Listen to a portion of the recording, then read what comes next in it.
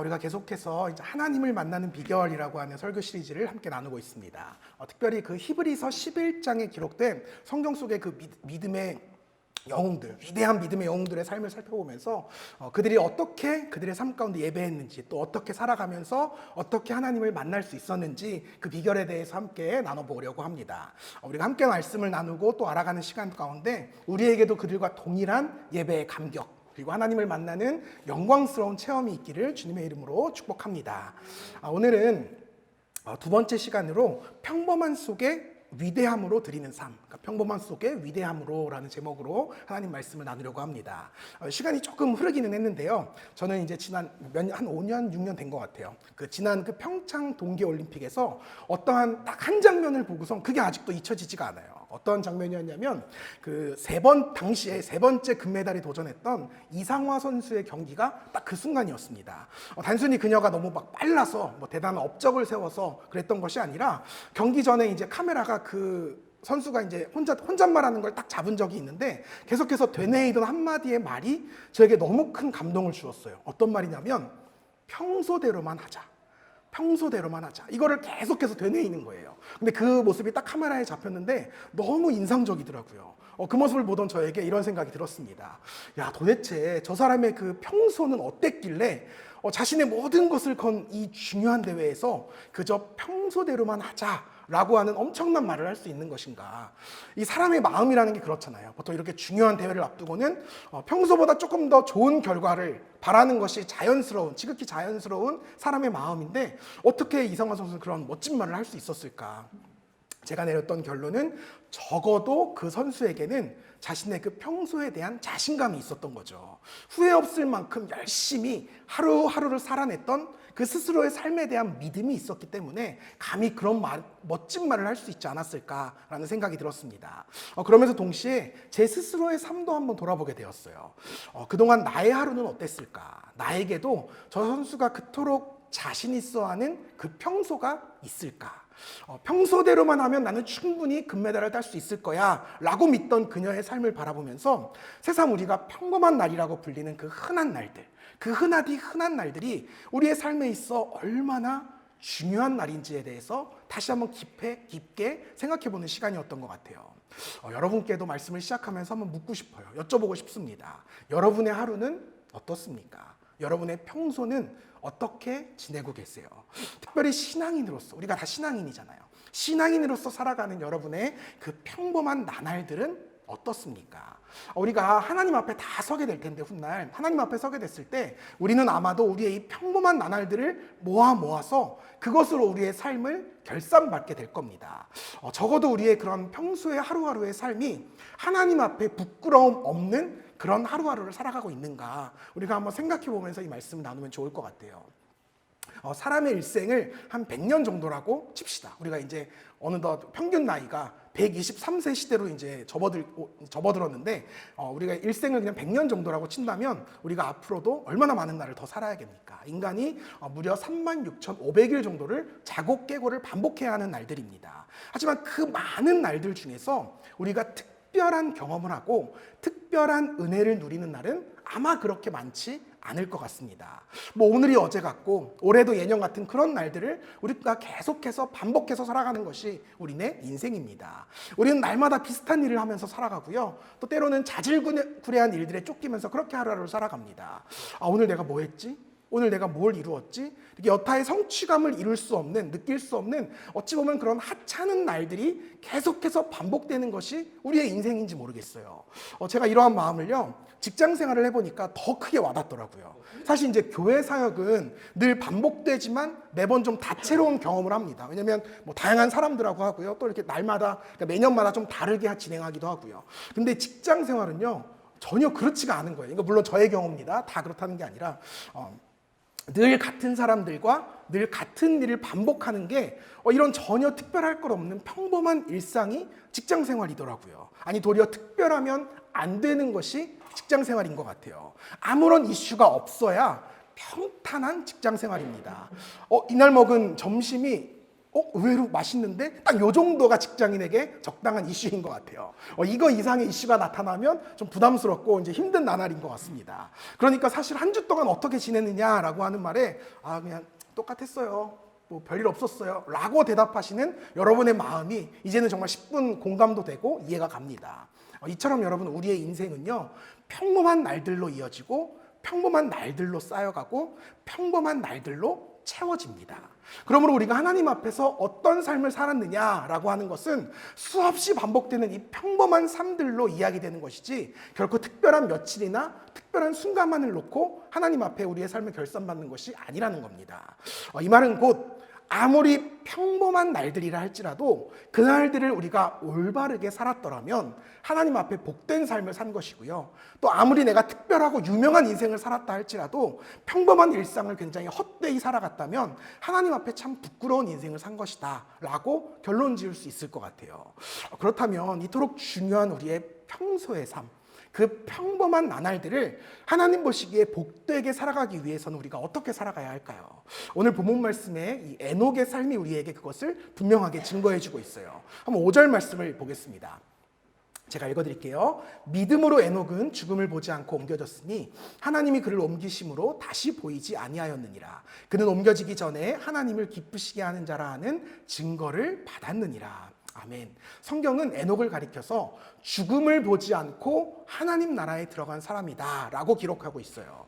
성경에는 죽음을 겪지 않고 천국에 들어간 사람이 딱 2명 등장합니다. 한 명은 우리가 함께 읽은 에녹이고요. 또 다른 한 명은 엘리야입니다. 둘 다 승천의 영광을 누렸어요. 근데 정작 그 둘의 삶을 살펴보면 굉장히 현격한 차이가 있음을 알게 됩니다. 먼저 엘리야의 삶은요, 아시는 분은 아실 거예요. 굉장히 화려했습니다. 하나님께서 친히 그에게 임재하셨고요. 특별한 부르심 속에서 그에 합당한 놀라운 능력까지 주셨어요. 기적을 일으키는 능력까지 주셨습니다. 따라서 그의 승천은 어찌 보면 굉장히 당연하게 여겨질지도 모르겠어요. 근데 에녹의 삶은요, 정반대였습니다. 그는 이렇다 할 소명을 받은 적도 없고요. 그렇다고 하나님께 특별한 은사나 능력을 받은 적도 없었습니다. 성경이 기록하는 에녹의 삶은 그저 자녀를 낳고 살았다라는 말이 전부입니다. 한마디로 그는 지극히 평범한 인생을 살았던 사람이라는 거예요. 두 번째로 에녹은 하나님과 동행한 사람이었다라고 증거합니다. 우리가 성경을 보면 하나님과 동행한 사람도 딱 2명이 등장합니다. 첫 번째는 에녹이고요. 두 번째는 노아입니다. 근데 이들의 삶 역시도 엄청난 삶의 차이가 있어요. 상당한 차이가 있습니다. 노아의 삶은 우리가 잘 알듯이 엄청난 삶이었어요. 그는 하나님의 말씀을 직접 들었고요. 구원의 방주를 만들어서 인류의 2번째 시초가 되었던 사람입니다. 그만큼 그의 인생은 너무나 비범했고 놀라웠어요. 그래서 어찌 보면 하나님과 동행하는 것은 당연해 보이기도 합니다. 그러나 에녹에 대한 기록은 역시나 자녀를 낳았더라 이것밖에는 없었다는 거예요. 이는 그가 그저 한 가정의 가장 노릇 정도 했던 지극히 평범한 소시민이다라는 것을 우리에게 이야기해주고 있습니다. 그렇다면 여러분, 도대체 왜 하나님께서는 이처럼 특별할 것 하나 없는 에녹에게 그 엄청난 승천의 영광을 누리게 하신 것일까요? 그것은 바로 에녹이 그 지극히 평범한 날들을 하나님 보시기에 위대한 날들로, 승리의 나날들로 바꾸어 살아낸 사람이기 때문에 그렇습니다. 도무지 비범할 수 없는, 특별할 수 없는 그저 그 평범한 하루하루를 하나님 보시기에 위대한 삶으로 변화시켜 살아갔기 때문에, 바꿔 살아갔기 때문에 하나님께서 그에게 승천의 영광을 안겨주실 수밖에 없었다. 이렇게밖에 해석이 되지 않는다는 거죠. 이렇게 보자면 이 에녹이라고 하는 사람의 삶은 스스로 평범한 인생이라 여기며 살아가는 우리에게 대단히 큰 도전을 줍니다. 위대하게 쓰임받은 엘리야나 또 노아와는 달리 지극히 평범한 일상을 살아가면서도 충분히 하나님께 기쁨이 될 수 있다라는 사실을 우리에게 전해주고 있다는 거예요. 그저 내가 자녀만 낳고 살았어도, 그토록 소박한 인생을 살았어도 충분히 하나님과 동행할 수 있고 나아가서 승천의 영광까지 누릴 수 있다라는 사실을 우리에게 알려주고 있는 겁니다. 지금은 소천하신 그 옥하는 목사님께서 성경을 계속해서 보시다가 인생이란 이런 거구나 라면서 내리신 정의가 있어요. 인생이란 한마디로 자녀를 낳고 사는 인생이다. 인생이란 한마디로 자녀를 낳고 사는 인생이다. 성경을 수없이 읽어보니까요, 인류의 역사를 설명하는 글들이 쭉 있는데 딱 한 단어만 계속해서 반복된다는 거예요. 그것이 바로 낳고라고 하는 단어입니다. 누구는 누구를 낳고, 또 누구는 누구를 낳고 또 누구는 누구를 낳았더라. 이게 인류를 설명하고 있는 모든 역사입니다. 이 말은 곧 인간의 생애를 압축하고 또 압축하면 결국 자녀를 낳고 키우는 그 평범한 인생의 모습, 그거 하나만 딱 남는다는 거예요. 우리가 젊은 시절에는 우리같이 젊은 시절에는 뭔가를 이뤄보겠다고 굉장히 열심히 살아가죠. 이 세상을 내가 한번 바꿔볼 거야, 이런 무모한 도전을 거듭합니다. 하지만 세월이 흐르고 나서 지난 삶을 싹 돌아보면요, 결국 결혼하고 아이를 낳아서 막중한 책임감 아래 내가 내 자식 먹여 살린 것이 전부구나, 내 가정 돌본 것이 전부구나 라는 고백을 하게 되는 경우가 많습니다. 이것이 뭐 비단 결혼을 했든 안 했든 자녀를 낳든 안 낳았든 중요하지 않아요. 내 평생 먹고 사는 문제로 내 평생을 다 썼구나, 이런 생각은 인류 그 누구에게도 벗어날 수 없는 생각입니다. 사상 최고의 인생을 살았던 사람이 솔로몬이라고 합니다. 그가 가진 막강한 부와 권력은 지금도 이렇게 넘어설 수 없는 놀라운 영광이라고 하죠. 그 솔로몬이요, 자신의 인생 회고록인 전도서를 기록했어요. 거기에 보면 막강한 부와 권력을 가지고 한평생을 군림했던 솔로몬마저도 자신의 인생을 돌아보니까 헛되고 헛되니 헛될 뿐이니라. 헛되고 헛된 인생뿐이었다는 거예요. 자신이 이룩했던 그 무수한 업적들, 이것들이 결국에는 다 없어져 버리고 사라져 버릴 이 세상의 가치에 불과했구나라는 사실을 깨닫게 되었다는 겁니다. 그의 삶도, 우리의 삶도 사실 에녹처럼 자녀를 낳고 기르면서 험악한 인생을 살았다는 것, 그거 말고는 사실 내세울 것이 없는 지극히 평범한 인생이라는 겁니다. 그런데 여러분, 이처럼 똑같아 보이는 우리의 삶과 에녹의 삶, 그 두 삶 사이에는요, 결정적인 차이가 하나 존재합니다. 그게 무엇이냐? 자녀를 낳고 평범하게 사는 나날이라 할지라도 에녹은 그 모든 날들을 다 하나님 보시기에 위대하게 살아갔다는 거예요. 그렇다면 여러분, 도대체 에녹이 어떤 삶을 살았기에 그 모든 평범해 보이는 날들조차 하나님을 기쁘시게 하는 위대한 인생으로 살아갈 수가 있었을까요? 이걸 알기 위해서 우리는 에녹에 대한 성경의 또 다른 증언을 좀 살펴보려고 합니다. 창세기 5장 24절에 보면 이런 말씀이 있어요. 같이 읽어볼게요. 시작. 에녹이 하나님과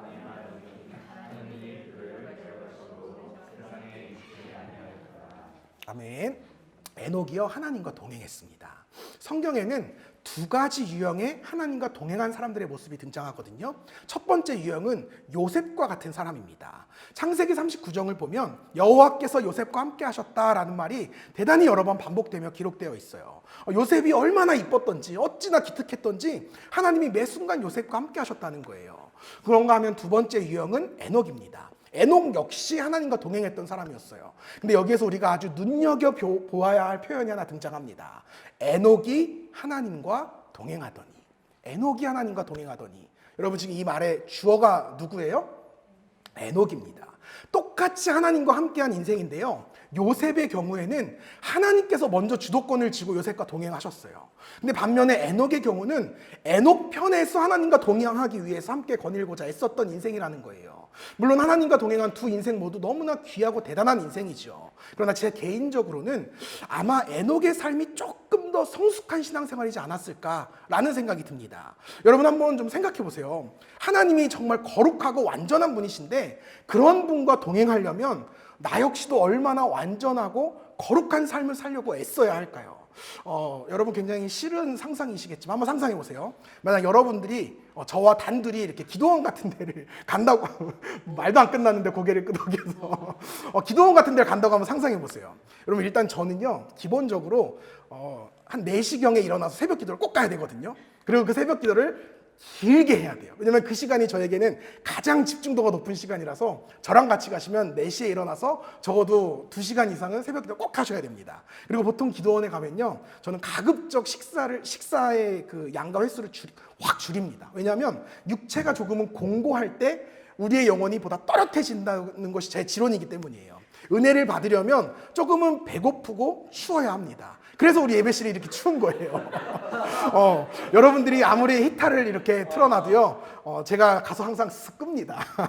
여러분들이 은혜 받길 바라는 여러분의 목사의 마음을 좀 이해해 주시면 좋을 것 같아요. 그러니까 자꾸 저 몰래 가서 쓱 켜지 마세요. 저도 언제 보면 자꾸 돌아가고 있어요. 저도 가서 쓱 끄고요. 이게 우리는 늘 반복되죠. 이처럼 저와 함께 여러분 기도원에 가시려면 저의 이러한 패턴들에 여러분 좀 잘 맞추셔야 돼요. 벌써 좀 숨이 막히죠. 야, 저 인간이랑 같이 기도원 가면 안 되겠다, 이런 생각이 확 드시죠. 여러분 사람과의 동행도 이렇게 버겁습니다. 근데 에녹이요 무려 하나님과 동행했다는 거예요. 그러니 그의 삶이 얼마나 극심한 스트레스가 있었겠어요. 모르긴 몰라도 이 하나님과 그 발걸음을 동행하려면, 하나님과 그 발걸음을 맞추려면 부단히 더 애쓰고 노력해야 되지 않았을까요? 이런 점에서 하나님과 동행했던 에녹의 삶이 얼마나 위대한 삶이었는가 새삼 다시 한번 깨닫게 됩니다. 그러한 그의 삶이 어찌나 하나님 보시기에도 강렬했는지 성경을 살펴보면 유독 에녹에게만 독특하게 추가되어 있는 내용을 발견하게 돼요. 창세기 5장 22절에 무드셀라를 낳은 후 300년을 하나님과 동행하며 자녀들을 낳았으며, 성경은요 인류의 역사를 나열하면서 모두에게 같은 말을 적용한다고 말씀드렸죠. 자녀를 낳았으며. 여러분 창세기 5장을 읽어보시면 이 말이 반복이에요. 자녀를 낳았으며, 자녀를 낳았으며, 이렇게 그 사람의 인생을 설명합니다. 자녀를 낳았다는 말로 인류의 모든 인간 삶을 다 평가한다는 거예요. 정리한다는 거예요. 근데 유독 에녹에게만 자녀들을 낳았다라고 하는 말 앞에 한마디가 더 붙어요. 하나님과 동행하며. 여러분 여기에서 자녀를 낳았다는 말 앞에 하나님과 동행했다는 말이 나왔다는 이 순서가 굉장히 중요합니다. 수많은 사람들이요 평생을 자녀를 낳고 가정을 돌보면서 생업에 매진한 채 그렇게 살아갑니다. 하지만 에녹이요 그 무엇보다 하나님과 동행하는 삶을 먼저 살아냈다는 거예요. 물론 자녀를 낳고 양육하고 최선을 다해 생업을 이어가는 일 너무나 중요한 일입니다. 하지만 그보다 앞서서, 그보다 더 우선적으로, 그보다 더 중요하게 여겼던 삶의 모습이 하나님과 동행하는 삶이었다는 거예요. 아마도 에녹의 그러한 삶을 하나님께서 너무나 어여삐 여기셨던 것 같아요. 그래서 그를 죽음 없이 바로 천국으로 데려가신 것은 아닐까요? 이 본문에 나오는 동행한다라고 하는 표현이 히브리 원어로 보면은 산책한다라는 말로 이렇게 나옵니다. 그러니까 함께 대화하면서 교제하면서 숲속을 거닐 때 사용했던 단어가 이 동행한다라고 하는 표현이에요. 곧 에녹이 하나님과 동행했다라고 하는 말은 에녹이 하나님과 함께 즐겁게 교제하고 대화하면서 숲속을 거닐었다, 이런 말로도 해석이 가능합니다. 그래서 앤드류 보너라고 하는 신학자가요 이런 해석을 근거로 한 편의 동화를 만들었거든요. 그 동화의 내용을 제가 좀 간추려 드릴게요. 에녹이 하나님과 산책하기를 너무너무 좋아했어요. 그래서 매일같이 그분과 숲길을 거닐었는데요, 하루는 둘이 어찌나 재밌게 대화를 하던지 이렇게 돌아보니까 집에서 너무 멀리 온 거예요. 이미 해가 뉘엿뉘엿지고요, 너무 시간도 많이 흐른 거죠. 그래서 하나님께서 에녹에게 이렇게 말씀을 하셨어요. 에녹아, 야, 너랑 대화하는 게 너무너무 재밌어서 정신없이 얘기하다 보니까 우리 너무 멀리 와버렸네. 야, 이거 시간도 너무 많이 늦었고 뭐 이왕 이렇게 된 거 그냥 우리 집 가서 좀 더 놀까? 그랬더니 이제 에녹이 하나님 너무 좋아요. 하나님 그냥 집으로 가요. 이렇게 된 거 그냥 하나님 집으로 가서 좀 더 놀아요. 흔쾌히 동의하니까 하나님께서 에녹을 데리고 하나님 집으로 올라가셨다 라고 하는 것이 너무너무 아름다운 동화입니다. 물론 어느 신학자의 상상 속 이야기에 불과하지만 저는 이 이야기를 읽으면서 정말 그랬을 수도 있었겠다라는 생각이 들더라고요. 에녹은 하나님을 너무너무 좋아했고요, 또 너무너무 사랑했어요. 그래서 하나님과 만나면 시간 가는 줄 모르고 매일매일을 행복하게 살았습니다. 그는 함께 하시는 하나님 덕분에 그 모든 평범한 시간들을 완벽하게 행복한 삶으로 바꾸어 살아갈 수가 있었습니다. 하나님과 동행하는 그 매 순간이 너무도 큰 기쁨이었다는 거예요. 그랬기에 그는 하나님과 동행하고자 그 역시도 매 순간 하나님의 기쁨이 되는 삶을 살기로 결단했다는 거예요. 하나님과 동행하는 게 너무 기쁘니까 나도 하나님의 기쁨이 되고 싶다, 이런 마음이 너무 강렬했다는 거죠. 우리가 연애할 때도 그런 생각이 들잖아요. 너무너무 이 사람이 좋아지니까 이 사람이랑 내가 더 오래 있고 싶다, 그럼 이 사람이 좋아하는 행동을 좀 많이 해야겠다, 이 사람의 기쁨이 되고 싶다, 이런 생각을 에녹도 하나님을 상대로 했다는 겁니다. 에녹의 이러한 삶을 성경이 우리에게 아주 명확하게 증거해요. 히브리서 11장 5절에 그는 옮겨지기 전에 하나님을 기쁘시게 하는 자라 증거를 받았느니라. 에녹이요 하늘에 올라가서 하나님을 기쁘시게 한 게 아니라 이미 이 땅에서 하나님을 기쁘시게 하는 삶을 살았다는 거예요. 이런 의미에서 보자면 에녹이 하나님을 기쁘시게 했다라는 말과 에녹이 하나님과 동행했다라는 말은 동의어로도 사용이 가능할 것 같습니다. 에녹이 항상 하나님을 기쁘시게 하는 삶을 살아갔기 때문에 하나님과의 동행이 가능했다는 말로 설명이 가능한 겁니다. 우리가 마음이 맞지 않으면 결코 함께 걸어갈 수가 없어요. 함께함이 기쁘지 않으면 동행이 불가능합니다. 이 말은 곧 에녹이 늘 하나님의 마음에 들기 위해서 항상 하나님을 향해서 하나님을 기쁘게 하는 행동을 해드렸기 때문에 하나님과 동행할 수 있었다라는 말로 결론이 되는 것입니다. 그렇다면 이처럼 하나님과 동행하면서 하나님을 기쁘시게 하는 삶을 살아가기 위해서 에녹이 어떤 삶을 살았을까요? 도대체 그가 어떻게 살아냈기에 매 순간 하나님을 만날 수 있었고 하나님과 동행하는 삶을 살아낼 수 있었던 것일까요? 오늘 설교의 핵심 포인트입니다. 에녹이 하나님을 만났던 비결, 히브리서 11장 6절 말씀 한 번만 더 읽어볼게요. 같이 읽겠습니다. 시작. 믿음이 없이는 하나님께 나아가는 자는 반드시 그가 계신 것과 또한 그가 자기를 찾는 자들에게 상 주시는 이심을 믿어야 할지니라. 아멘. 하나님을 기쁘시게 하는 삶을 살기 위해서 에녹이 딱 하나의 삶을 결단했는데 그것이 바로 믿음으로 살았다는 거예요. 근데 이 믿음이 어떤 믿음이냐? 하나님께서 살아계시다는 믿음. 그렇기 때문에 세상 그 무엇보다 내가 오직 하나님만을 찾고 구하겠다는 믿음. 그리고 바로 그 하나님께 의지할 때 하나님께서 나에게 진정한 상급을 주실 것이라는 믿음. 바로 이 믿음을 말씀하는 겁니다. 우리가 이 말씀을 보다 정확하게 이해하기 위해서는 먼저 본문이 기록된 시대와 배경을 여러분들이 조금 더 자세하게 아실 필요가 있습니다. 당시 에녹이 살아갔던 시대가 어떤 시대였느냐? 하나님께서 이 세상 전체를 심판하실 수밖에 없을 정도로 끔찍하고 무시무시한 죄악이 만연했던 시대였습니다. 에녹의 증손자가 누구냐면 에녹의 아들의 아들의 아들이 누구였냐면 노아였어요. 곧 에녹은 대홍수 직전에 가장 죄 많고 타락했던 시대를 살아갔던 그런 사람이었다는 겁니다. 당시 모든 사람들이요, 하나님이 안 계신 것처럼 살았습니다. 그런데 에녹만은 하나님의 계심을 믿었어요.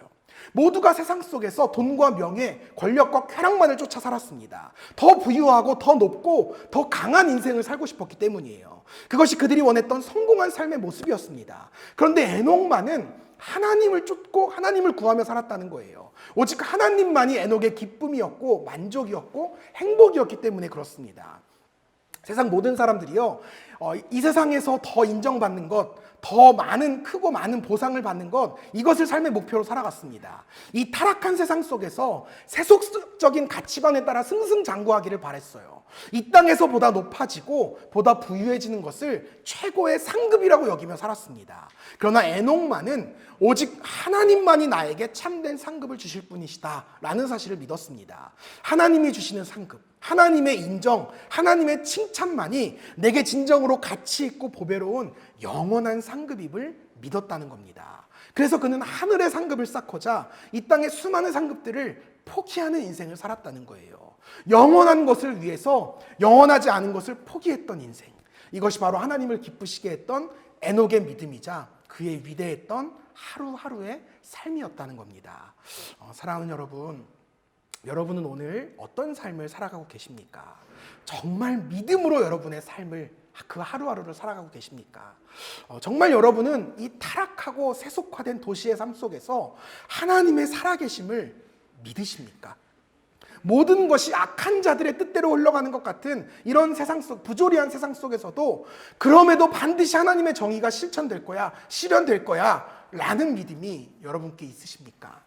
돈 10,000원 앞에서 벌벌 떨고 사람 눈치 보는 그런 인생이 아니라 철저히 하나님을 의지하는 인생, 곧 사람이 아니라 돈이 아니라 하나님이 나의 인생을 책임지신다 라고 하는 믿음이 진정 여러분께 있느냐는 것입니다. 정말 끝도 없이 타락했던 에녹의 시대와 같이 오늘 이 시대 역시도 정말 세상의 성공만을 쫓아 살아가는 시대입니다. 성공만 할 수 있다면 나는 악마에게도 영혼을 팔 수 있어 라는 말은 이미 너무 지지부진한 너무 흔한 이야기가 돼버리고 말았습니다. 이러한 세상 속에서 여러분은 끝까지 하나님만을 구하고 하나님 나라를 좇으며 하나님의 말씀인 성경의 가르침에 따라서 이 세상을 살아갈 수 있겠느냐는 겁니다. 이 부귀영화라고 하는 세상의 상급보다 하나님이 주실 구원의 상급이 보다 가치 있는 상급임을 여러분들이 믿고 계시냐는 겁니다. 우리가 정말 이 믿음을 가지고 하루하루를 살아간다면 우리는 매일같이 하나님과 동행하지 않고서는 절대 살아갈 수가 없습니다. 우리가 살아가는 이 세상이 결코 만만한 세상이 아니기 때문입니다. 우리를 타락시키려고 하는 그 세상의 유혹이, 대적의 공격이요, 우는 사자와도 같이 너무너무 강력합니다. 우리의 힘으로 이겨낼 수 없습니다. 그렇기에 우리는 이 평범해 보이는 그 매일의 삶 속에서 에녹의 믿음으로 살아내야 한다는 거예요. 하나님께서 반드시 살아계셔서 지금 나와 함께 하신다는 그 믿음, 내가 그분을 찾을 때, 그분을 의지할 때 반드시 그분께서 내 삶을 지키시고 돌보시고 끝까지 책임지실 것이다 라고 하는 믿음, 나아가 결국에는 그런 삶을 살아낸 내 삶을 하나님께서 보시면서 칭찬하시고 놀라운 구원의 상급을 주실 것이라는 믿음, 우리에게는 바로 이 믿음이 필요하다는 겁니다. 사랑하는 여러분, 오늘을 살아가는 저와 여러분 모두에게 이 에녹과 같은 굳건한 믿음이 있기를 주님의 이름으로 축복합니다. 이 에녹과 같이 지극히 평범해 보이는 우리 하루하루를 하나님 보시기에 정직하게 살아내시기를 축복합니다. 그리하여 그 모든 날들을 하나님 앞에서 위대한 인생으로 살아가실 수 있기를 주님의 이름으로 축복합니다. 말씀을 맺겠습니다. 짧게 정리합니다. 이 시간 정말 여러분께 주님의 이름으로 권면합니다. 도전합니다. 여러분 정말이지 이제는 세상의 쾌락만을 쫓는 그런 파티와 게임은 이제 그만하면 됐습니다. 이 땅에 상급을 쌓으려는 육신의 정욕과 이생의 자랑은 이제 정말 그만하면 됐습니다. 이제는 정말 여러분 하나님께 돌아오셔야 합니다. 하나님의 살아계심을 믿고 하나님을 찾고 하나님을 구하십시오. 이제는 정말 우리의 삶이 변화될 때예요. 더 이상 이 땅에 썩어 없어질 것들에 연연하며 살아가지 마십시오. 영원한 것들에 대해서 조금 더 진지하게 생각해 보십시오. 영원한 생명, 이 구원의 상급, 세상에 이보다 더 중요한 것이 어디 있겠습니까? 하나님은 오늘 우리에게 분명하게 도전하세요. 이제는 나와 동행하는 삶을 살자고 도전하세요. 믿음의 삶을 살라고 말씀하세요. 더 이상 세상이 기뻐하는 삶이 아니라 나를 기쁘게 하는 삶을 살라고 도전하십니다. 여러분, 여러분의 무너진 예배 생활을 다시 세우십시오. 여러분 정말 주의를 성수하시기 바랍니다. 안식일을 거룩히 지키세요. 정직하게 헌금 생활하시고요. 온전한 11조를 드리십시오. 예배를 때우려 하지 말고 예배를 드리십시오. 예배를 도우려 하지 말고 예배를 드리십시오. 무너진 경건의 습관들을 다시 세우셔야 돼요. 그저 5분 성경 읽고 잠시 기도하는 것으로 이 정도면 하나님이 기뻐하실 거야 라는 만족감을 누리며 살아가지 마세요. 그런 환상을 버리십시오. 정말 말씀대로 믿고 말씀대로 살아가야 합니다. 기도하면 반드시 응답받고 이루어질 것이라는 분명한 확신으로 여러분 기도하세요. 더 이상 주문이 아니라 주기도문으로 기도하시기 바랍니다. 나만의 은밀한 죄악이 있으시다면 이제 그만 내려놓으십시오. 여러분 죄짓지 않고 살아갈 수 있습니다. 더 이상 죄짓지 마시고 또 죄책감에 빠져 살아가지도 마세요. 나아가 여러분의 가족들, 친구들, 동료들에게 사랑을 베풀고 복음을 전하십시오. 이웃을 향해서 작은 실천과 배려를 여러분 정말 실천해 보세요. 나랑 다르다고 해서 나와 사사건건 의견이 부딪힌다고 다툰다고 해서 그들이 결코 우리의 적이 아닙니다. 그들은 도리어 우리의 선교지입니다. 그들에게도 예수님이 필요해요. 특별히 아직도 우리 주변에 예수님을 알지 못하는 사람들이 있잖아요. 그들에게 여러분, 당신은 여전히 용서받을 수 있고 회개할 수 있고 예수님을 영접할 수 있고 죽음에서 벗어나 영원한 천국의 소망을 품을 수 있다고 말씀하셔야 됩니다. 이것이 바로 패역한 시대에 믿음으로 살아가는 순결한 성도의 삶인 줄로 믿습니다. 여러분 세상이 우리에게 기대하는 것 다른 것이 아니에요. 우리가 정말 이런 믿음으로 에녹과 같이 살아가는 겁니다. 이런 악한 시대에도 하나님과 동행하는 인생이 가능하구나. 이것을 우리에게 세상이 요구하는 거예요. 우리가 이것을 세상에 보여주어야 합니다. 그토록 평범한 매 순간의 삶을 우리의 믿음으로 말미암아 위대하게 살아가는 모습을 우리는 세상 가운데 보여주어야 합니다. 저는 정말 간절히 바라고 소망해요. 부디 우리 교회 안에 이러한 에녹과 같은 신실한 성도들이 넘쳐나기를 바랍니다. 우리 한 사람 한 사람이 모두 에녹과 같은 믿음으로 세상에서 승리할 수 있기를 바라요. 사랑하는 성도 여러분, 도전합니다. 이번 한 주간도 에녹과 같이 하나님을 기쁘시게 하는 삶을 살아가시기 바랍니다. 그리하여 일평생 하나님과 동행하다가 에녹처럼 주님의 위대한 부르심을 받는 우리 모두가 되기를 주님의 이름으로 축복합니다.